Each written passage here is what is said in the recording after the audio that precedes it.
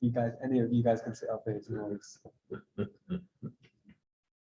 You hear this noise? Look, you hear this one? You start. Let's start now. Alhamdulillah, wa salatu wa salamu ala Rasulillah. Today is the 8th class of the book, the concise presentation of Fiqh. Today is the 28th of Rabee Al-Awwal, and the Gregorian date is the 3rd of November. Inshallah, today we're going to start on page 49, and we're going to start with the heading, What Negates the Illusion?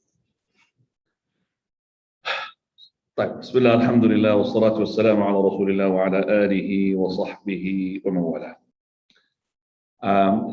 Inshallah, from now on our class will be starting 7:45 because our prayer Isha is 7:30, and we are still in the Wudoo section. And we come into a very important topic here, the nullifiers of the Wudoo, and you're going to be amazed of the number of information that you're going to be gaining, inshallah, for tonight regarding this issue.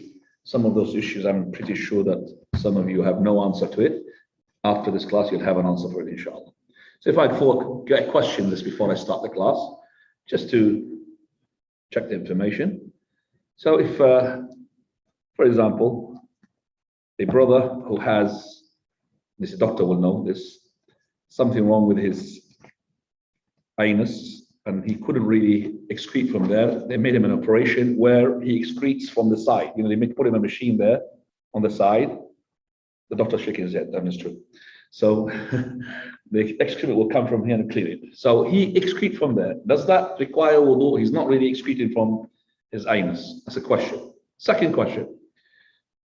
A woman, she's saying to your wife, sister, that I pass wind through my vagina, not from the normal backside. Was that nullifies the wudu or not? You could say that, yeah, please, they will nullify the wudu, but I want to know religiously, nullify the wudu or not. I'm not saying to answer now. This is some of the questions that may come to you, and then you will see that, I didn't know this. Some women, after the menstruation, it stops and clarifies, they might discharge, which we call it al-kudra wa-sufra, meaning something yellowish or brownish, after, not before. Before it's a menstruation. Does that break the wudu or not? So that's another issue as well. So those things, you only learn them in the classes. And that is why I feel, wallahi, pity for those who come for example, other than the religious classes, but they miss the religious classes. Very important to understand. And the hadith of the Prophet of Allah, he said, مَن يُرِدِ اللَّهُ بِهِ خَيْرًا يُفَقِّهُ فِي الدِّينِ. If Allah wants good to you, He give you understanding of the religion. He didn't say make you to memorize the Quran. He said to give you understanding of the religion. Because if you understand the religion, you'll understand the importance, not on just recitation of the Quran, not just the memorization of the Quran, not the understanding of the Quran, but also implementing the Quran. Lots of people had memorized the Quran. The Khawarij, what they did? Full Quran. What they did? Kill people. Because they didn't understand the religion. Khawarij, whom the Sahaba, they cannot compete with them regarding recitation, regarding fasting, regarding salah. They pray more than them, but they're in hell. Why? Because of the lack of the religion, lack of the understanding of the deen. So that's why our Shaykh ibn Baz rahimahullah, in his dua during the Tarawih Ramadan, is always Allahumma faqqih hadhihi al-ummah fi diniha. Oh Lord, give the fiqh, the understanding of the religion to this ummah. Oh Lord, make this ummah to be having the understanding of the religion. If you don't have understanding of religion, you are on top of the world. Alhamdulillah. So let's just see, inshallah, the nullification. Number one, please. Number one, whatever comes out of the private parts of urine, fetus, or wind, Allah has said, أو جاء أحد منكم من الغائط. If any of you comes from answering the call of nature. Continue, please. The Prophet sallallahu alaihi wasallam also said, the prayer of whoever discharges hadath is not accepted until he performs ablution again. A person from Hadramaut asked, what is hadath? Abu Hurairah replied, passing wind with or without sound. This also includes the release of al-mani and al-wadi from the private parts. The following report was recorded earlier. Ibn Abbas stated, there is semen, al-wadi and al-mani as a semen, it is the thing due to which one must make ghusl. That's what Al-Wali and Al-Mali says. Wash your private parts, make the ablution like that of prayer. Right. First one, which is, he said, the nullifier is whatever comes out from the private parts. Al-Qubul aw al-Dubur. Whether it is from the front of the man, the front of the woman, or the back of the man, or the back of the woman. So whatever comes out of them, he says he will nullifies the vote. But he says from the following: urine, excrement, and wind. Right. So what about the question regarding if other than the urine or excrement or the wind comes out of these two? Blood. Doesn't it come blood? It can come blood from a man or a woman. I'm not talking about menses, normal blood. Normal discharges, we call it in Arabic, rutubat. Wet liquid comes out from the woman. Natural. This is something comes from the women, from their vaginas. What does that? So you have to understand what nullifies and you understand what does not nullify. Take this as a principle. You got a pencil, write it down. Which is any impurity comes out of the body, regardless from where, it will nullify the wudu. Any what? Impurity comes out from the body, regardless from where. It comes out from the stomach, comes out from that, that person who's got his discharging from his side. They made a pipe for him. They didn't go to the anus, they went for the pipe straight away to the side. And the intestines goes to the side because he had cancer in that area. They cut it off for him. So because the excrement which is the poo, is impure. Urine is impure. So all of that is impure.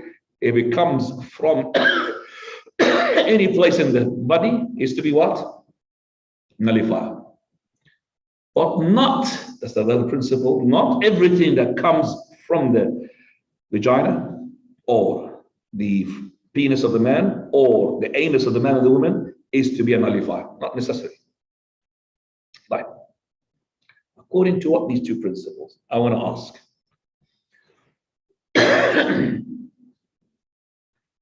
The wind, it comes from the anus. It is, according to the hadith of the Prophet of Allah, it's a nullifier. Hadith Abi Hurairah, a man from Hadramaut, who asked Abu Hurairah, what is hadath? He said, fusa' wa durab. He actually said it in Arabic like fart. Fusa' wa durab, passing wind.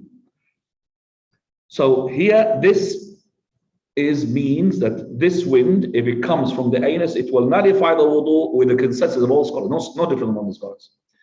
But if it comes out from the vagina, or even some of the people get farther than some of the that comes out from the mouth. There's no such thing that you're passing the wind comes out of the mouth, but it might come from the one from the front, especially the woman's got something connection between the two canals. Between the front and the back, and that might happen in some real cases. So let's just get this right. If the wind comes out of the body from other than the anus, we cannot implement the principle when we said if there is impurity comes out of the body from anywhere, it will nullify the wudu. Why? Because the wind is not impure. The wind itself is not impure. So somebody, for example, if you rented in this masjid, we go and clean it and everything, yes? But if somebody passes wind in the masjid, we don't want to bring suckers of air because it's impure. Yes, the smell of it maybe, but I'm just saying it is not impure. It is pure. The wind is pure itself. But it came out of the body from the anus, it nullifies the wudu with consensus of scholars. If it does not come out from the anus, it came from the vagina, for example, then we say that if the woman, she knows that she has this symptom where her canals, the back and the front is connected, yes, she makes the wudu. Other than that, we say there's no wudu. She doesn't have to make wudu. So passing wind, but if she is in doubt, this wind came out, she doesn't know from the front or from the back, she makes wudu with definite. No answer about that. But she's definitely, it is not from the back. She came from the front. If she hasn't got that symptoms, which is, as I said, a special case, then she doesn't have to make the wudu. Remember that. You discharge pus. Pus is worse than wind. Yet there is no wudu. You vomit. Vomit can be as well horrible smell. Comes even mixture with some of the stomach rotten things inside and comes with a horrible smell, doesn't it? It doesn't invalidate the wudu. Okay, that's vomit, it does not invalidate the wudu. That pus does not invalidate the wudu. That blood comes from your body, regardless from where. Because the blood is not impure. Remember, we said the blood is what? Pure. Except which one? Blood? Menses, postnatal. The menses comes from the cycle of the woman, or the postnatal, which comes after the childbirth. That blood will nullify. But other than that blood, it does not nullify. Coming now to the yellowish or the muddy. I don't know if you understand the muddy. I know you're not a woman, but you should understand that. The women understand this. The woman, when she's on a cycle, she discharges blood, which is really dark, and it will fade in color all the way until her cycle finished. Let's say the cycle 7 days. When she reaches the last moments of 7 days, the blood is almost stopped, but it goes into fading colors. It goes into muddy, which is not neither red, just about yellow, then goes to yellowish, even lighter. And then it goes to white, nothing. So that yellowish and that muddy, if it is within her cycle, that's part of her menses. You cannot pray. But if she had stopped her menses, so 7 days is finished, either the blood's finished or she had seen the discharge of a white liquid indicating the finish of the cycle, then after that, she had yellowish and muddy. So it is not connected to her cycle. Does that invalidate the wudu or not? Yalla, anybody would like to tell me? It came from the vagina, according to the principle that we have learned. And it wasn't in her cycle. It wasn't in her cycle. It would invalidate. It will invalidate. Why? Because of the principle. What's the principle? Did you write the principle? Anything coming out of the body that is impure nullifies the wudu. The principle number one, I said, if anything that is impure comes from anywhere from the body, it will nullify the wudu. Number two principle, I said, if anything comes from the vagina or from the anus or from the penis, from all of that men and women, which is aura, if it comes, it is not necessary, it will break the wudu. You understand me? So is this qudra, this yellowish and muddy? We said the blood, it will not leave it. Okay. It will. What is the reason? This is impure. The muddy and the yellowish is impure because it is like menses, but somehow, okay, so because it's impure, and that's, I would say it's controversial, because it's impure. If it was just liquid, normal liquid, rutubat, we said like wet, came out, no, it does not invalidate. But because it is impure, okay, our Shaykh al-Albani said it does not invalidate. Our Shaykh Ma'afin said it invalidates. Now you're looking at this, if you said it's impure, it will nullify. If it's not impure, then it is, but we'd say it is something that does not nullify. Sometimes it nullifies, like the wind. It's only the wind that comes out from the anus, even if it's pure, but it will nullify the wudu. Right. So we understood now this yellowish, unless it is not linked to the, let's say for example, she had the stoppage of the menses, and after 5-6 days, this yellowish came and muddy. Then the scholars, they said, but still Ibn Uthaymeen says we'll break the wudu, rahmatullahi alayhi, because it's still, he thinks it is, he believes it is a najis and it's impure. Fine. So we said now, if the urine or the excrement came out from other than the two sides, which are the front and the back of the men and the woman, it will nullify the wudu because it is based upon they are impure. Then he comes to the hadith where it says that as well, the wind, which is now, the wind here, you have to understand, is not have to have a noise, because the Prophet ﷺ, he said, if you remember in the hadith we quoted before, that do not come out of the prayer until you hear or you smell. Now here you hear or you smell, that means you are certain, because you might be releasing wind that's got no smell and it's got no sound. Or maybe it's got a smell and it's got a sound, but you've got a flu, you can't smell. Got COVID-19, you can't smell. And you're deaf. You're deaf. So you're deaf and you got COVID, not going to smell it. You're not going to hear it. So it doesn't mean, oh, they don't have to make the wudu. No. It means if you are 100%, you have passed wind, regardless whether you heard the sound or you did not hear it, you smelt it, you don't smell it, you have to make wudu. So for those people who have doubts, waswasa comes to their mind. Anything moves at the back, he would just breaks his prayer. That person has got symptoms. That one will say to him, you have to hear it, you have to listen, you have to make sure. Because you are on tahara 100%. And for something to nullify the wudu, it has to be 100%. Do you understand that? So if it's 90%, it does not nullify your wudu. Remember that. You are 100% made wudu, because you remember yourself, you made wudu. But now you are not 100% did you nullify the wudu. You are maybe, did I pass wind? Did I make urination? You're still in wudu. Don't go and say, let me, let me remove this doubt by certainty. Make another wudu. If you did this, shaitan won. This will happen all the time to you. And you end up not doing it twice, maybe 3 times at the same time. You're going to come back. Did I pass wind? I think something moved at the back. You go back to the toilet. You're going to end up doing this until one day you're going to say, this is too much. Leave the prayer altogether. See, that's what happened. So you need to make sure, don't go along with, let me just relax myself and make wudu in case I pass wind. If you did this, it's going to be all the time. When the shaitan won, he will be you will be his customer, basically. He'll be with you because he knows that you've fallen in the trap. You have fallen in the trap. So do not, unless you are 100%. So let's say now, you are 100% you remembered made wudu. And you are 100% that you have urinated, invalidated the wudu. But you don't know which one is first and which one was the last. You have 100% of making wudu. You remember you said go to the toilet, make wudu. And you have 100% you have passed wind or urinated or excreted, but you don't know which one was the first and which one was the last. In this case, you make wudu.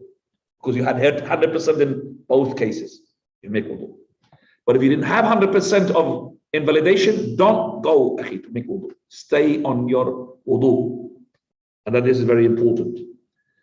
So here we have understand now also the madi and the wadi. The excretion that comes from the front of the man and the front of the woman. Those things that comes either because the person thinks of foreplay, or for example, you need to remember the thick secretion, the what comes out from the. This is impure. Remember we said wadi and madi are impure. The one which is pure is the mani. These two, they come out from your front side, man, woman. You have to make wudu. According to the principle of what? Any impurity comes out of the body, it will nullify your wudu. Now, also we have a hadith from the Prophet ﷺ, not just to make wudu, but also to clean your private parts, clean your testicles, clean the whole area because it's impure, and sprinkle water into your pants. Remember that? Because it's still what? It is najis, it is impure. اغسل مذاكيرك وذكرك وتوضأ وضوءك للصلاة, and then make your wudu for the salah. As for the mani, it's pure, it comes out, but it requires ghusl. Yes, it comes out with, but it is ghusl. So if you had made an intercourse or semen came out of you, then you have to make the ghusl. Not just the wudu is broken, you have to make what? Wash the ghusl. Fine. Let's see. Now, second one. Yeah, follow. Number 2, a deep sleep. This is a sleep in which the person is left with no sense of awareness, regardless if he is fully lying down or not. Can I ask somebody just to switch off these microphones? Is that switched off? Because they make a gain, you see, between us. No, you don't understand me. No. The microphone itself. Microphones, just switch them off. Just like Allah. Off or on then? Put them. They were on before? No, off, want them off. Yeah, off the one as well. No, just tap on it. Tap on it. خلاص, it's off. Yeah, other one's off. خلاص. Sorry about that. Go. Now. This point is based on the hadith from Safwan ibn Asad, who says the Messenger of Allah sallallahu alaihi wasallam, while we were traveling, not to remove our leather socks for 3 days and nights. except in the case of sexual defilement. Make them wake up. Make them wake up. We do not have to remove them. Thus, the Prophet ﷺ made no distinction between sleeping, urinating, and defecating. Furthermore, Ali radiallahu anhu narrated the Messenger of Allah ﷺ said, the eye is the drawstring of the anus, so whoever sleeps must make ablution. What this hadith means is that when one is awake, he is aware of any gas that he may pass, and thus his being awake is termed the drawstring concerning gas. Fine. Basically, here he had chosen one of 8 opinions regarding the sleep. Does it break the wudu or not? 8 opinions we have. And I'll tell you these 8 opinions, inshallah. He said, which is the deep sleep. Deep sleep, different from the light sleep, is the person, he loses all his senses. He doesn't know what's going on. And he says this deep sleep, it will invalidate wudu. Whereas the light one, the person, he sleeps, but still aware. Even if he, for example, you could see, for example, even somebody cracked a joke, he starts smiling while he's sleeping. And if somebody talked about him, he said, hang on a second, you talked about me. What did he say? Because he was losing part of his senses, not all his senses. So this is called light sleep. So he said the deep sleep, where the person loses all his senses, even though that he is sitting with his buttocks on the ground, meaning locking his anus not to release wind. Even with that, it will break his wudu. And let me just give you what the scholars have said regarding this issue. I said 8 opinions. Opinion number 1, that they would sleep, basically, it will invalidate the wudu. Okay, sleep, it will invalidate the wudu completely, regardless, whether it's light or whether it's heavy. Second opinion, the sleep does not invalidate the wudu at all, whether it is light or whether it is heavy. So if you could wake up from the bed, even if you sleep, you don't have to make wudu. And this is the weakest opinion, of course. The third opinion is that too much sleep, it will, a little bit of sleep, it will not. Fourth opinion, that the wudu, that the sleep will not invalidate the wudu unless the person had slept on his back or leaning. And also another opinion is that the wudu will not be invalidated from the sleep except for the one who is making ruku' or sujood. Another opinion is said that the wudu will not be nullified except for the person who's making sujood. A seventh opinion, that the sleep will not invalidate the wudu if the person slept in sitting and he is actually firming his buttocks on the ground, whether it's in the salah or not. And this is the, as I said, the opinion. What is the correct opinion? You see, why is the difference? Because we have a hadith which is authentic in Muslim al-Bazzar. That is, the companions used to wait for Salat al-Isha, and the heads of theirs used to nod, and the prayer would be starting, and the hadith says that they made the prayer without making wudu. Yet their heads were, when you sleep, start nodding like they're sleeping. Okay. But there is in Muslim al-Bazzar a narration which adds to this, which says some of them made wudu and some of them did not. And that makes a big difference. Some of them made wudu, which are the ones who made big sleep, strong sleep. But the one which is light sleep, it is not. One of the scholars called Abu Ubaid al-Qasim ibn Sallam, rahimahullah, he is a Shafi'i madhab. And the Shafi'i madhab says that if you slept, even heavy sleep, but you are sitting down, like you now, sleeping, sitting down, like that, exactly like the way you sit, it will not invalidate the wudu. He said, I was adopting this opinion. He said, until one day I was on Salat al-Jumu'ah. I was next to a person. The Khatib started his khutbah, and this person next to me, he passed with. After the Khatib is finished, he started the prayer of the Jumu'ah. I told this person, make wudu, you have invalidated your wudu. The man, he said, why? He said, because you have passed wind. He said, I slept with my buttocks firm on the ground, because he's taking the bath of Shafi'i, this man. He said, I've heard the noise and I smelt it. the Imam, the Sheikh, said, I've heard it and I smelt it. He said, no, it must be you. So the man is accusing the Sheikh. The Imam and the Sheikh said, after that, I've changed my opinion regarding the sleep. And I knew now when the person is asleep, he is totally not in control of his senses. And this is the hadith of the Prophet ﷺ. He said, Hadith Ali ibn Abi Talib. What did he say? Prophet Allah said, Al-aynu wikahu as-sahm. Al-aynu wikahu as-sahm. As-sahm is the anus. The anus, man or woman. And the ayn is the string. So Allah's messenger, he had made a similarity between your stomach and the anus, like a water skin. You know the water skin? You put water in, and it's got a mouth. The mouth, which is the entrance of it, the exit of it. So when you want to make sure that the water does not come out of that water skin, what do? You tie up what? The string around it. Okay? So this is exactly your stomach, which is the water skin, full of wind, full of anything. And the string of it is what? Your eyes. If your eyes are awake, you know that the string is what? Locked. If your eyes gone down and you lost your senses, the string is loose. Anything can come out. And that is the hadith of the Prophet ﷺ. So he said, فَمَنْ نَامَ فَلْيَتَوَضَّأ. He who had slept, let him make wudu.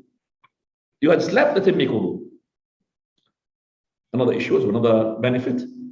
If you are in wudu 100%, question, listen, if you are in wudu 100% and you slept, but you woke up and you did not know whether was your sleep is complete, deep, or light, do you make wudu or not? Put your finger if you know. No, why? Because you're not 100% sure. Well done. And that's something will help you a lot in Jumu'ah and all of that. Some people, maybe he's too tired, the khatib maybe is boring or whatever. So he is now been working shift time in the night. He couldn't really want to sleep. Something he didn't want to sleep, but he just slept, came, it overcome him, slumber. So this person, he's in 100% wudu. He came to the masjid, wudu and everything, and he did, and then he woke up. Does he make the wudu? No. If he's in doubt, was he full or not? Because no, I remember I'm still in link with the khutbah. I could see the khutbah still there, making sense to me. I did not miss anything. So if you are in doubt whether your sleep is deep or not deep, don't make wudu, because it's not 100% nullified. It has to be 100%. What makes the yaqeen, the certainty to go and validate, is yaqeen, certainty of invalidator. It has to match it. Power, my power of I'm in wudu. So I have to have a power that I'm not on wudu. Deep sleep. Otherwise, you will be, as I said, a prey for the shaitan. Shaitan will come to you all the time, making doubt into your mind. Number three, losing consciousness due to intoxication or illness. This invalidates the ablution because he lost awareness. Losing what, sorry? Losing consciousness due to intoxication or illness. This invalidates the ablution because the loss of awareness is greater in this case than it is in sleep. Right. This is very important point. This person, he lost his consciousness due to any reason, whether it is because of he had, drugs, halal drugs, haram drugs, whatever it is. It was on a pill and he slept and he just lost his mind, lost his senses, or because of a disease and illness. It will break the wudu completely. But the question is, this person, he fell unconscious for 2 weeks, coma. This person went in a coma, 2 weeks. We say to him after he wakes up, make wudu and do the prayer. But what about the prayer that he missed? He missed in all these 2 weeks. Does he compensate them or not? Yeah, this is to scratch your mind now. Does he compensate them or not? This person woke up from a coma. You have friends who had coma, or for example, they went into COVID-19 into this machine, and ventilator. Oh my God, they lost consciousness for days. Some of them I know for a month. Wallahi, 1 month, and they came out. So if you don't know how to answer him, Google help you. You have lots of opinion. And you're going to be some market here. It's called Fatawa Shopping Market. Wallahi. Fatawa Shopping Market. If you want halal, halal, haram, haram, there's everything there. What do you want? So what can I, shall I, I'll tell you what, let's make, if you want to have the answer properly, just make it a 1 year. He was in a coma for 1 year. Do we task him to make a 1 year prayer? If think no. But what is the ground based upon I will give this fatwa?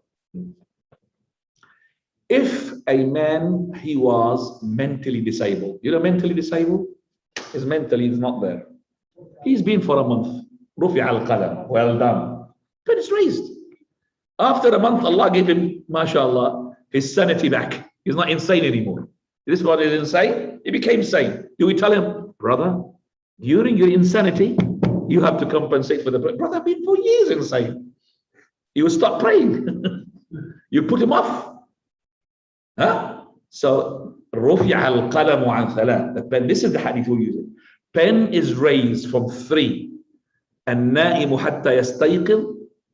But also this is مُغْمَى عَلَيْهِ. This is مُغْمَى عَلَيْهِ, the one who... So, if the person who is asleep, okay, the pen is not really writing. What about the person who's in a coma? So, if he's insane, al-majnoon حَتَّى يَعْقِلْ. The person is insane until he's what? In insanity. Now, for sure, 100%, all the scholars would say, if it is more than 3 days that he lost consciousness, coma, that he doesn't have to compensate. The difference becomes now into 2 categories. Category number 1, which is less than 3 days. Few prayers, depending upon a hadith Ammar. Ammar, he lost consciousness for 3 days and he compensated for those 3 days. And this hadith is not authentic. So we left for what? This person is not asleep, because the sleep is different. The sleep, Zubair, wake up. Khalas, he woke up, you see? No, he woke up. But if he's totally unconscious, Zubair, wake up, he will not wake up. See the difference? So insanity, you can't wake him up. He's there, definitely. He lost his brains. Okay? So the same thing here, the person who is unconscious. This is so we say if it's less than 3 days, it doesn't matter. If he lost his consciousness, but the second category, this is important. You know, when you go to operation, they'll put you down, isn't it? With what? Anesthetics, local, the full anesthetics. What do you call it? What do you put it? Sedation? What do you call it? General anesthetic. Okay. Totally knocked off. It could be knocked off for about a whole day, half a day. Huh? Sometimes you stay for 2 days. Depending upon, and even they keep injecting you. If you look at that, the person who's in charge, he's going to wake up, give him more, stay knocked out. The scholars, they said here, it is not something that happened naturally by Allah Azza wa Jalla. This is that you have injected, you have to compensate for those days. See what I mean now? So if you have in the operation, and the operation, the doctor, you had your consent that you had this, then you have to compensate for the price. This is not insanity came like this and you lost. This is not this is by your choice. You chose to be injected with that, to be unconscious for any reason. All of that disease. This is wallahu a'lam, the most correct opinion amongst the scholars. It's our opinion of our Sheikh Al-Albani, Sheikh Ibn Baz, Sheikh Mathabi. Now, I was going to ask, if it's a medicine that causes you to be intoxicated. Yeah, that's because you chose it. The same thing. Yeah, you chose it. Yeah, but the person you lost consciousness, somebody loses a consciousness because of illness, because of something happens. You know, especially the death pangs. Sometimes you coma. You know, it happens. But if a person asks to put himself for, to put down because of an operation, that's something else. So we say that person compensate his prayer. This is the opinion of our Shaykh. As I said, the opinions of the Shuyukh, Wallahu Ta'ala A'lam. Just to differentiate between a person who came just under this insanity, under this unconsciousness from Allah Azza wa Jalla, or a person, he chose this for himself. Right. Alhamdulillah. Going now to number 4, please. Touching one's private parts without any barrier, such as a garment, touch of lust. Prophet Sallallahu Alaihi Wasallam said, "He touched his private part. He who touched his private part, let him make wudu." Now, Prophet Sallallahu Alaihi Wasallam also says about touching one's private part, isn't it just a part of you? It is just a part of you. If the touch does not contain any lust, in that case, it is just like touching any other body part. However, if it's touched with lust, then the touch is not similar to touching any other part of the body, as the other parts are not usually touched with lust.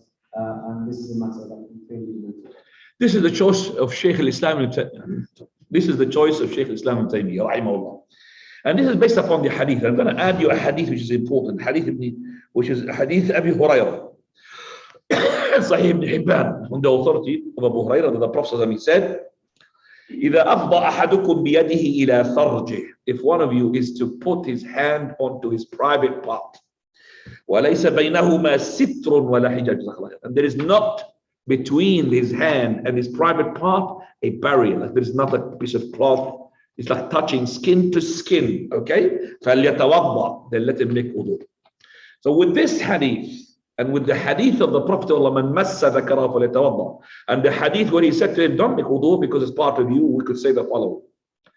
If a person scratched his or touched his private part, whether it is skin to skin or outside, not from the skin, from the clothes, and there is no lust, either you want to scratch or maybe to investigate there is something there, or you want to wash it, the private part, okay, does not break the wudu. Okay, when does it break wudu? If you touched the private part with what? With lust. And I'm saying here, the private part of yours or the private part of your spouse, no problem. So if you touch the private part of somebody, like for example, the women, they teach all the time, they do that with the babies, they touch their private parts and all of that. It does not break the wudu. It only breaks the wudu two conditions. Condition number one, it has to be with lust. Condition number two, it has to be skin to skin. So if there was a lust and he touched it over clothes, it does not break the wudu unless he discharged something, that's something else. But I'm just saying, he just touched it over the clothes with lust, it does not break the wudu. And I'm saying here, whether you're touching yourself or you're touching the spouse, wife to the man, a husband, or the husband to the wife. So I understand that, alhamdulillah. So let's just go now to the following point. Number 5, eating camel's meat. Yep. Al-Bara, as it narrates the Messenger of Allah says, make ablution from camel meat and do not make ablution from goat meat. Jabir ibn Samura radiallahu anhu also narrated, a man asked the Messenger of Allah, should I make ablution from sheep's meat? He replied, if you wish, make ablution, and if you do not wish to do so, do not make ablution. Then he asked, do I make ablution from camel meat? He replied, yes, make ablution from camel meat. Right, so making wudu from eating camel meat, whether barbecued camel meat, cooked camel meat, curry camel meat. Have you had meat curry? You don't have curry? Yeah. Camel meat, yes? Yeah, whether it's meat, camel meat, you make it curry, or you make it nahari, halim, any other food, huh? So whether any type of camel meat you eat, it will invalidate your wudu. Listen, now there is a story which is being passed on by some of the people in the masajid to say that the camel meat does not invalidate the wudu, and this is falsehood.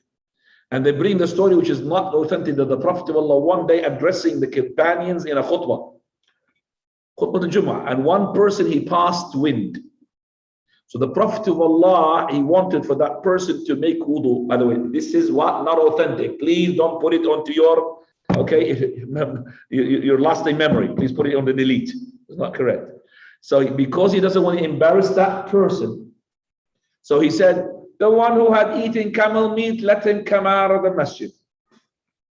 So the person who had passed wind, he came out. So the people didn't know that he passed wind. They thought he had eaten camel meat. It's incorrect story. Story is not correct. This is what is correct. He who had eaten camel meat, let him what? Make wudu. If you had eaten sheep, no, there's no wudu from there. But the Prophet of Allah, we will see there, it is sunnah to make wudu if you have eaten meat touched by the flame of the fire, barbecue. Any barbecue, except for the camel. Camel, you have to make wudu. So if you have made a barbecue of lamb barbecue, barbecue of beef, okay?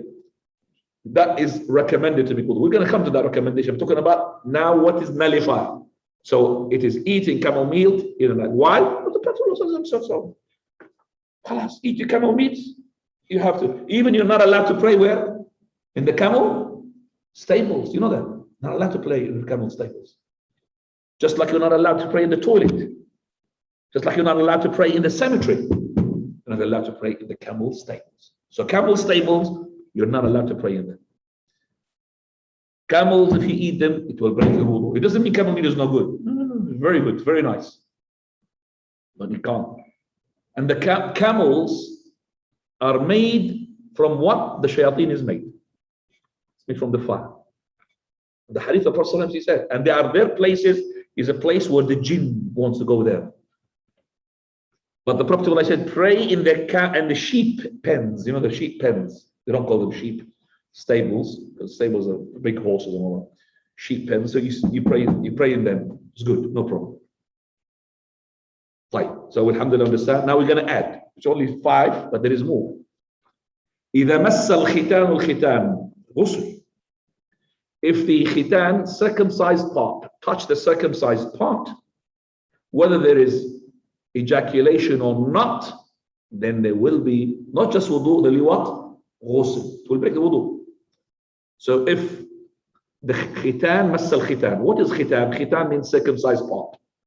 The circumcised part, we said women and men, they circumcised. So the circumcised part, touch the circumcised part, and that will not be taking place until with penetration.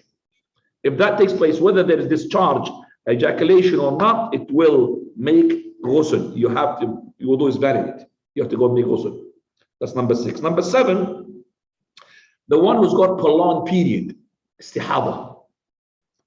Not the period, istihada. That means she's got blood coming out of her irregularly, not during the menses time. She is to make wudu in each prayer.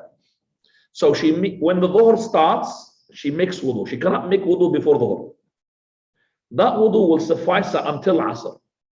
When asr time comes in, her wudu is invalid.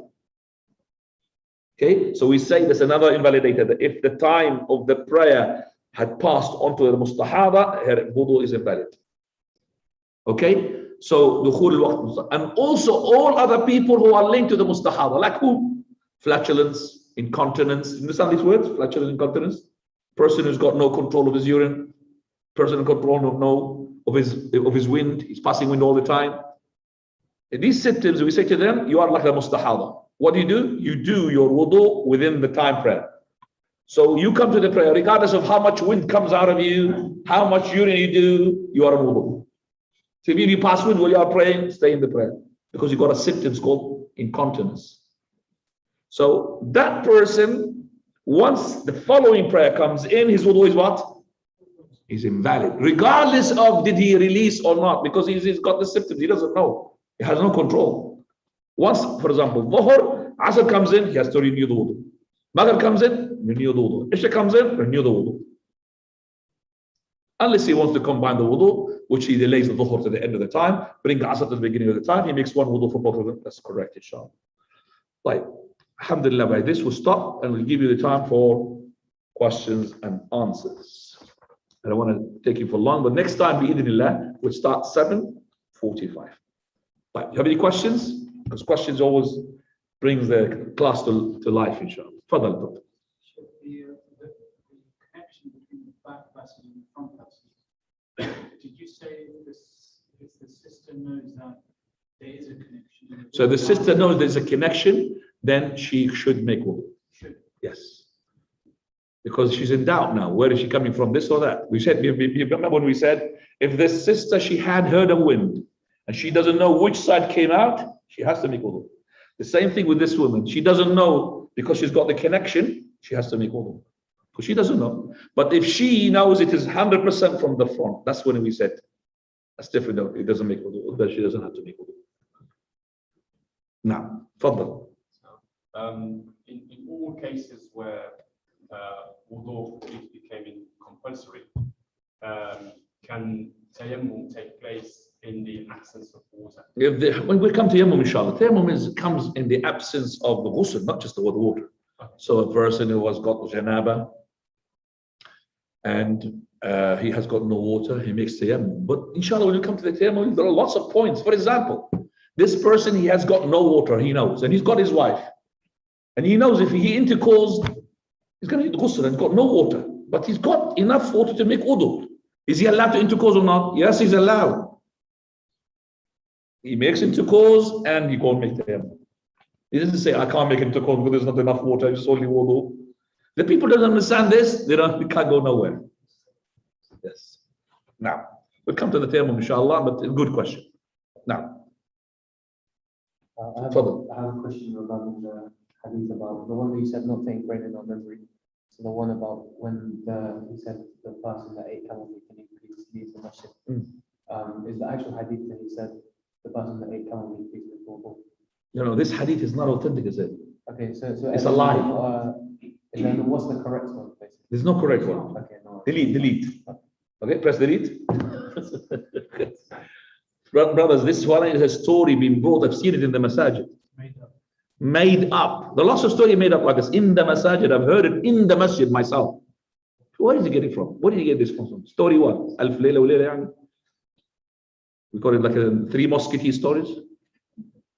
How can you drive them? There are lots of stories like this. One of them I remember. This man, he says, a man was worshipping Allah Azza wa Jal on an island. Remember that man? Every time he wants to pray, he puts his staff next to him. And he's got his cloak. Yes? I remind you. So this man, he's been worshipping Allah Azza wa Jal in this island for no knowledge. Ignorant man. Every time he prays, he puts his abaya, cloak, and he's got his staff next to him, and his goat. And he would say, oh Lord, asati, abati, wa anzati, iqbal salati. All he says, my staff, my cloak, and my goat. Oh Lord, accept my prayer. That's his prayer. One day, a ship comes, a boat, I should say. A scholar. This story, by the way, is not authentic, but is being said to support ignorance. Huh? You like this? To support not knowledge, to support what? Ignorance. Be ignorant. This is a Sufi story.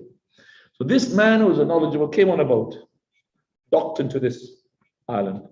He saw this man doing this. He said, brother, it's not a prayer like that. So he taught him, 4 rak'ah, this is how you do, 4 rak'ah asr, this is the prayer, ruku', sujood, subhana rabbil azim. He was thankful to him. And it was time now for the boat to sail out. So the knowledgeable person, he went to leave. So this guy, he wanted to do the prayer now. He put his cloak and he wanted to do the prayer that he had learned from whom? From the scholar. And he forgot.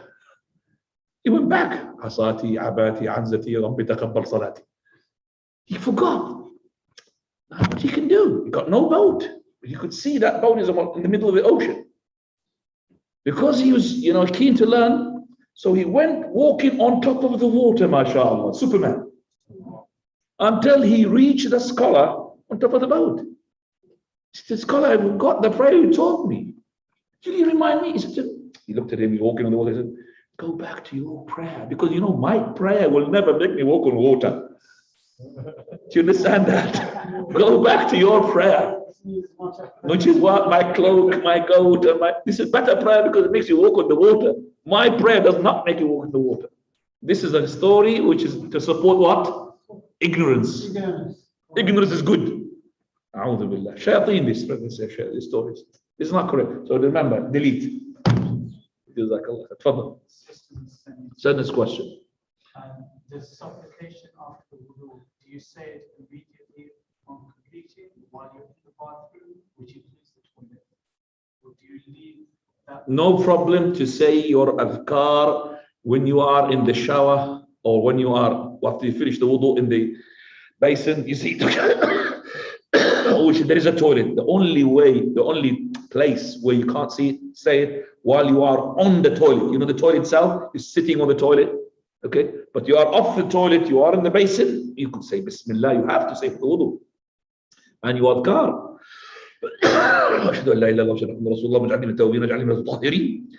You could say it, you don't say it on the place. And you don't make wudu as well in the place. You can't make somebody pour water while you are pouring in the water of the toilet. It has to be in the basin.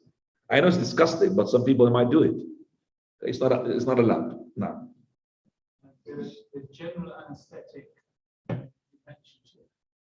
If they wake up and you have to make the prayer, how do you make the prayer? How can I make a prayer if I had a general anesthetic and I woke up after 2 days or 1 day?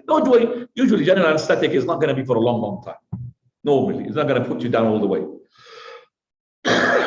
Every time he wakes up, he makes up the prayer in the following way, according to it. So, for example, the time now is for Dhuhr prayer. Let's say he woke up at the beginning of the Dhuhr prayer. So he will start praying as much as he can from the days previously. Start with the 2 days ago. So start Dhuhr, Asr, Maghrib, and Isha. It took him about half an hour. Another Dhuhr, Asr, Maghrib, Isha, Fajr as well. Second day. And then now he starts with his prayer. So he starts first with the ones which what? Had passed. And then after that he starts with the one which is on. So the one with the past. And he doesn't have to pray the sunnah, just the obligatory. So for rak'ah dhuhr, he doesn't, according to his ability. So if he felt tired, relax and continue. But do not start the new prayer until you finish the what? The old prayer. Finish the old prayer. Some people, they think, I pray dhuhr and with it dhuhr. And asr with it asr. Maghrib with it maghrib. No. You pray with them like this in the following order. You have to make sure the time of Zuhr doesn't pass. Okay, that to finish the dhuhr has passed, that's the controversial. But if you look at the hadith of the Prophet ﷺ, we know that we only start our dhuhr until we have made the ones before. Some scholars like Shaykh Al-Taymi says, no, you start with the prayer that is on, and then you do the one which is what had been before. But the hadith is controversial. Hadith is, not controversial, says the other way, which is what Shaykh Al-Albani supports. And as I said, it's controversial. Allahu A'lam. Controversial, that means there's difference among the scholars. But the Prophet said, he who sleeps upon the prayer and or forgets the prayer, then let him, as soon as he remembers it, to pray. There's no kafara except for that. So as soon as you remember, you pray. You don't wait for another prayer. Now, Allahu A'lam. Right, can you just go to further? Can I have a question? Just on the top of what you just said.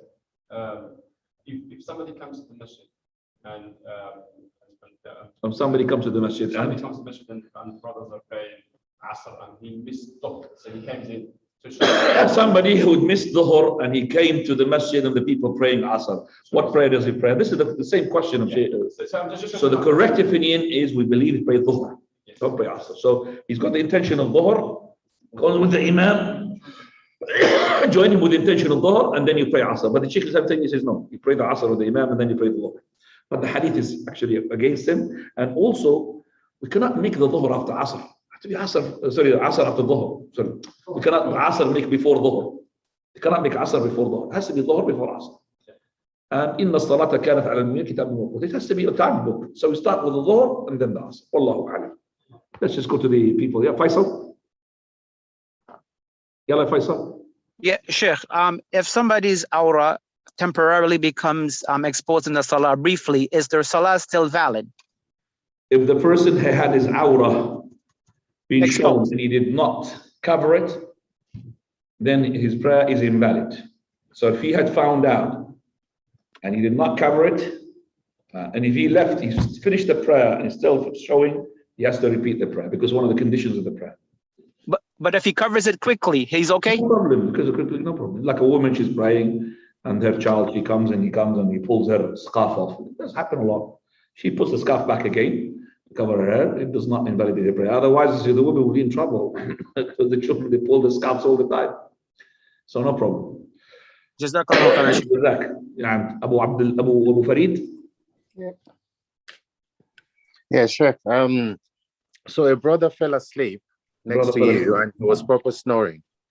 And you told him, so when it was time to pray, you told him to go and make wudu because he was snoring. And the brother was arguing with you now that he wasn't in a deep sleep. How do you?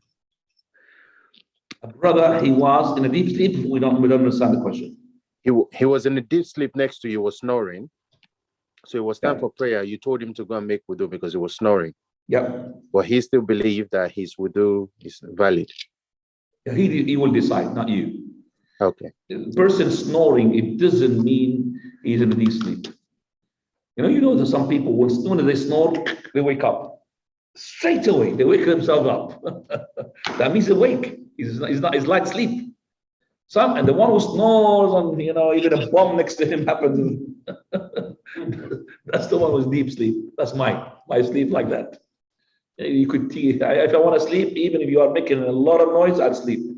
Alas, I'm finished. Allah Musta'an, which is good and bad at the same time. Now, تفضل يا أنيش. Assalamu alaikum. سلام عليكم. Sheikh, just to confirm, I think I know the answer, but just to confirm, if you touch yourself with lust, even over underwear or something like that, the wudu is still broken. Yes? Wudoo is still valid. It's not broken if you touched it with something in between, regardless, lust with not lust. Unless you discharge something, that's something else. No. Jazakallah khair. Zach, the question? Jazakumullah khairan, Sheikh. Sisters asking that for sisters, how can we identify madhi and differentiate between it and normal discharge? Normal discharge. You mean like, well, we said the definition of the wadi and the madhi is a white secretion. As for the madhi, it comes when thinking about foreplay. As for the wadi, it comes after urination. The madhi, you feel it. The wadi, sometimes you feel it, sometimes you don't feel it. And it's a thick. So the wadi is a thick, whereas the madhi that you feel is a thin. So if it's not from the two, then it's a normal, we call it rutubat al-farj. It does not bring the wudu. Normal, just liquid comes out, which is not the madhi and the madhi. Now, second question. Shaykhana, regarding pilgrimage, Hajj, what is the ruling on the cubicles there that they use for people for toilets, but they also allow you to wash in those? What is it called? When you go to Hajj, Shaykhana, Yeah. and you have the toilets, they're Yeah. also used for the washing, for a bath. What is the ruling on those? Because you're doing both in there. In Mina. In Mina? Now you have the hole and you have the shower on the head. Yeah. No, Ikhwani. The wudu is not allowed in the hole, ya Ikhwani. You got a space, just reverse back. You understand what I'm saying? So there's a hole. I can't make wudu in the hole. So if I just reverse back from the hole, that's not in the hole. It's no problem. Okay? You got plenty of space. The one which is in Mina, mashallah, is big. You could sleep in it. I'm not going to say it's sleep. I'm just saying it's long enough to sleep in it. It's really big. The shower head is directly over the hole. Yeah. No, you just keep away from the. That's all. Keep away from. Move back. That's all. To make wudu. Move back, inshallah. Yeah. Well, that's a very good question because people, they, that's why people, they have a shower outside and they're going to have wudu outside after that. Allah musta'an. طيب. Anything else, Ahmed? Yes, Sheikh. Another question from a sister is it permissible to read the du'as in the Sunnah of the Prophet ﷺ against the enemies, against the Muslim? She's asking, is that allowed? A dua that she does against the enemy, against the Muslim, and like what for them? May Allah get revenge from him? May Allah break his back? She just asked generally. If you could clarify, sister, and I could ask the Sheikh what you mean. Sheikh, there's any person, akhi, who has been wronged or there has been dhulm on him, he's allowed to make dua as long as he does not transgress. Transgression of the dua where he had gone overboard. Okay? So when you say, oh Lord, wrong him like he wronged me, how can you ask Allah to wrong somebody? Oh Lord, put dhulm on him like he put dhulm on me. I can't do that. But you could ask Allah subhanahu wa ta'ala to take revenge. And you could say, Hasbi Allah wa ni'mal wakil. It's better than best dua. Hasbi Allah, Allahumma kfinihim bima shi'it. Oh Lord, suffice me with whatever you like. So whatever I choose is not going to be as good as what Allah chosen for me. Oh Lord, defend me with the way that you see it fitting. Kfinihim bima shi'it. This is what this boy had said in the Ghulam al-Ukhdud when those people wanted to throw him from the cliff or to drown him in the sea. He said, Allahumma kfinihim bima shi'it. The boat went down and all of them drowned except for him. They wanted to throw him, the mountain shook, all of them fell except for him. Or he just said, Allahumma kfini, you suffice me with the way you like. Khalas, they're finished. That's the best. Some people go and I've seen them shaking even the Kaaba cloth. Allah, and he's shaking the cloth on top of the Kaaba. Yeah. One sheikh today, I've heard him saying that he was in Kaaba rotating, and this woman, she's coming from Iraq. Iraq, some of them are Rafidah, and some of them as well ignorant. So she came all the way to the Kaaba. He had heard her today, saying, Ya Ibrahim, anqidhni. Oh, Prophet Ibrahim, help me. Oh, Prophet Ibrahim, kill these people. So she's asking Prophet, because Ibrahim alayhi salam, he built the Kaaba. She's directing her dua to Ibrahim alayhi salam. When the Shaykh said to her, you came all the way for your Lord Allah subhanahu wa ta'ala, and then you come in the most purest place in the world, and you're asking other than Allah. She was ignorant. So he had heard her going to the Hajar al-Aswad. Opposite, he was saying, "Oh Lord, Lord, I seek refuge in you from what I said. Oh Lord, I didn't want to make sure." She didn't understand. People that don't understand. So she was asking Allah for forgiveness for what the shirk she had done.